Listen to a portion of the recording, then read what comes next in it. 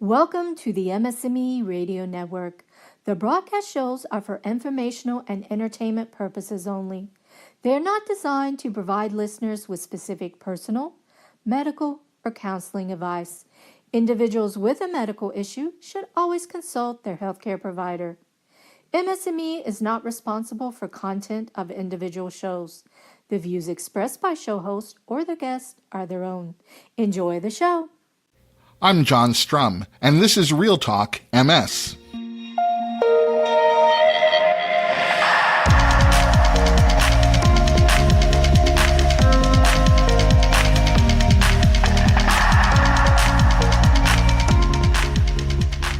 It's December 31st, and welcome to the final episode of RealTalk MS for 2018. Today we'll be taking a look back at what you decided were the most important RealTalk MS podcast episodes of the past year. These are the episodes that received the highest number of listener downloads. And we'll be looking ahead to 2019 and talking about some of the research that we can expect to be hearing about, along with some of the specific topics that we'll be discussing on the podcast in the coming year. So before we get into our year in review, I want to do a little housekeeping. When I look at the statistics for RealTalk MS, one of the things that I can see is how people are listening to the podcast. Whether you listen by clicking a link on social media, or you use the Apple Podcast app, or however you choose to listen to the podcast. And I can see that a lot of you listen to the podcast by visiting the RealTalk MS website and clicking on the player that's on the home page. And if that's how you prefer listening, well, that's more than okay with me. But I'm going to suggest that you consider downloading the RealTalk MS app and using the app to listen to the podcast. And I'll share with you 3 reasons why I think that's a good idea. First, the app is available for either your iPhone or Android smartphone, so listening to the podcast becomes more convenient. You can take RealTalk MS with you when you work out, go for a walk, or just move throughout your day. It seems like that would be easier, more comfortable, and more convenient than sitting in front of your PC or Mac while you listen. Second reason, not only does the app make the podcast more portable, the app will also remember to download the latest episode for you, so you have one less thing to keep track of and think about. You'll never miss an episode of RealTalk MS because the latest episode will always be waiting for you in the app. And finally, the RealTalk MS app gives me a way to provide you with extra bonus content. For instance, last month during National Family Caregivers Month, we were talking about the Global Caregiver Survey and Report that had just been published by EMD Serono. And people who had already downloaded the RealTalk MS app actually received the entire report as a PDF. Back in October, when I told you about the new documentary film, Seeing MS from the Inside Out, people who had already downloaded the RealTalk MS app received the entire documentary film as a bonus. So the app will let me share more with you. And in 2019, that's even going to include new video content that I'm planning. So that's 3 pretty good reasons you might want to consider downloading the RealTalk MS app. And if you still need one more reason, I'll just remind you that the app is free. You can visit the Apple App Store or the Google Play Store, search for RealTalk MS, and download the app to your phone or tablet. It's the best way to stay connected to the podcast. Or even easier, you can just click on the link to download either the iOS or Android version of the app in today's show notes. So let's talk about 2018. When it comes to the episodes of RealTalk MS that you downloaded the most, those episodes included the overview of stem cell therapy and stem cell therapy scams that we discussed last July, the new treatment guidelines for MS that were announced at the American Academy of Neurology's annual conference, the patient-driven MS drug development project between iConquer MS and EMD Serono, the new guidelines for managing MS cognitive dysfunction, the episode that I did about MS caregivers, and the episode about MS and depression that featured Dr. Amy Sullivan of the Cleveland Clinic. Getting to the top 3 podcast episodes of the year, the 3rd most popular episode was about the importance of voting and MS advocacy, And in that episode, I talked with MS activist Karen Jackson. Now, that episode launched on October 23rd, and that was 2 weeks before the midterm election in the United States, when all 435 seats in the House of Representatives, along with 35 Senate seats, were going to be decided. Well, that was the same day that I launched the MS Congressional Report Card on the RealTalk MS website. Now, the MS Congressional Report Card gave people a way to plug in their state and get a report card, a letter grade, for all of their congressional representatives in the House and the Senate. And that grade was calculated based upon how each lawmaker acted on more than 40 different legislative issues that would have an impact on people living with MS. So this addition to the RealTalk MS website was live for the 2 weeks leading up to Election Day. And in that time, more than 6,000 people visited the website and checked out their congressional representatives' MS report card. And I'm hopeful that we'll be offering that same feature on our website in the weeks leading up to the 2020 election. The second most downloaded podcast episode in 2018 was my conversation with Dan and Jennifer Digman on the very first Progressive MS Day last March. Jennifer was diagnosed with progressive MS in 1997, and Dan was diagnosed with relapsing remitting MS in the year 2000. Dan and Jennifer met at a National MS Society event in 2002, and they were married in 2005. I have to admit that this is one of my favorite podcast episodes as well. So much so that I replayed that interview with Dan and Jennifer as part of last week's Christmas episode. And that brings us to the most downloaded podcast episode of 2018. And that episode aired last May. It was a special podcast episode from the first day of the International Progressive MS Alliance Scientific Congress in Toronto, Canada. The theme of the Scientific Congress was Progressive MS, Making a Difference Through Rehabilitation and Symptom Management. And the event brought together more than 200 researchers, clinicians, and people living with progressive MS from 16 different countries to ask questions and share their knowledge about how to best impact the MS rehabilitation and symptom management research agenda. Being at the Scientific Congress, I had the opportunity to interview some of the foremost leaders in progressive MS research and MS rehabilitation research. Being at the Scientific Congress, I had the opportunity to interview some of the foremost leaders in progressive MS research and MS rehabilitation research. Here's a brief conversation that I had with Dr. Douglas Arnold from McGill University in Montreal, Canada. Dr. Arnold is a neurologist with a special expertise in MRI.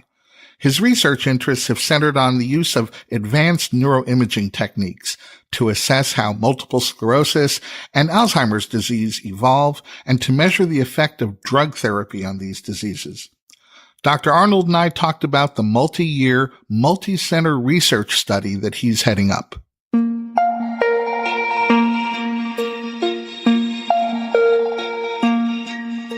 I'm speaking with Dr. Douglas Arnold from McGill University in Montreal, Canada, a renowned researcher working on a multi-year research study that's looking to identify a biomarker for MS progression.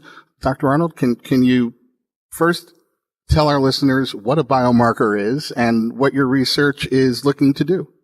A biomarker is something that we can use in place of a clinical outcome or a symptom that gives us more power to detect the effect of a drug.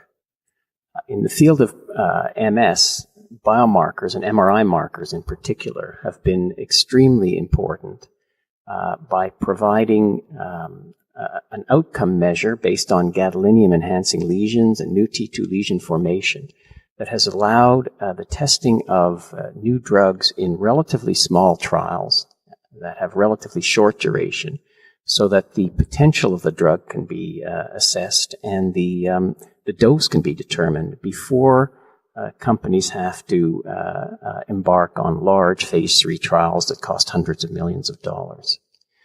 Part of the problem with progressive MS drug development has been the absence of such a biomarker. And so in the past, it's been necessary to go straight to these large registration trials that cost hundreds of millions of dollars. And even large drug companies have been averse to doing this because of the risk involved, since most of the trials, up until recently, have not been successful. The collaborative network that I lead is devoted to trying to develop novel MRI markers based on the use of artificial intelligence and deep learning to overcome the shortcomings that have dogged the field so far. We're very hopeful that we'll succeed at this. So you mentioned the fact that you're leading a collaborative network. This is, I think, about 16 researchers in research centers located in various countries around the world. Where is your team located? So the collaborative network that I lead is funded by the International Progressive MS Alliance, and it involves researchers in a number of countries around the world: Canada, the United States, Great Britain, Italy, the Netherlands. I think that's all. So talk for just a minute about how having this global effort trying to solve progressive MS, changing the game. The collaborative network that I lead is actually important for achieving the goals that we have, which is to develop a novel MRI marker, because of the expertise that becomes available when you're in a position to actually benefit from expertise not only locally or nationally, but internationally. And so we have put together, I think, a team of highly qualified people from around the world who can contribute to the methodology that we hope to develop. Dr. Arnold, I know you're in the midst of a multi-year study, so we wish you nothing but success and look forward to talking with you about the outcome. Thank you so much. Thank you very much. As I think back over 2018, I'm particularly grateful that I was able to produce these special podcast episodes from some of the most important MS research conferences. In addition to the International Progressive MS Alliance Scientific Congress in Toronto, I talked to you from the Consortium of MS Centers annual meeting in Nashville, the America's Committee for Treatment and Research in Multiple Sclerosis, or ACTRIMS, conference in San Diego, the American Academy of Neurology annual meeting in Los Angeles, and the largest MS research conference in the world, the European Committee for Treatment and Research in Multiple Sclerosis, or ECTRIMS, in Berlin, Germany. The RealTalk MS podcast got its start toward the end of 2017. So 2018 is the year that I met most of you. And by listening, emailing, tweeting, and posting, you guys have made 2018 just an unforgettable and extraordinary year for me. Today, the podcast reaches thousands of people affected by MS in more than 60 different countries around the world. And for that, I truly thank you. As we look ahead to 2019, I think we'll continue to see a heightened awareness of the role that lifestyle choices play in how MS affects each individual. We'll be talking about how things like quitting smoking, getting regular exercise, and eating a healthy diet can improve the quality of life for people living with MS. Research will underscore how coping skills like mindfulness meditation can mitigate depression among people living with MS. And there will be plenty of scientific discovery for us to discuss. You can expect more data on stem cell therapies and who they might be best suited for. Scientists will be exploring how artificial intelligence and machine learning can affect how MS is diagnosed and how it's managed. We'll continue to see more research focused on better understanding progressive MS. Sometime around March, you can expect the FDA to approve siponimod as the first disease-modifying therapy approved for treating secondary progressive MS. And based upon your feedback and suggestions, I'll be devoting more episodes to expanding our conversation about the role that MS caregivers play and some of the best ways to care for the caregiver. My goal for 2019 is simple. I want to produce the very best podcast for the MS community. And that's really where you come in. So for me to get this right, I'm asking you to shoot me an email at John, that's Jon, at realtalkms.com. And let me know what the very best podcast for the MS community should include. What do you want to hear more of? And who do you want to hear from? I know it sounds like I'm doing all the talking here, but I've always seen Real Talk MS as a conversation between you and me. Without your input, without your feedback and suggestions for new topics to discuss, well, I'd just be talking to myself. So here's to keeping our conversation going in the new year. My name is John Strum. Thanks for listening, and Happy New Year.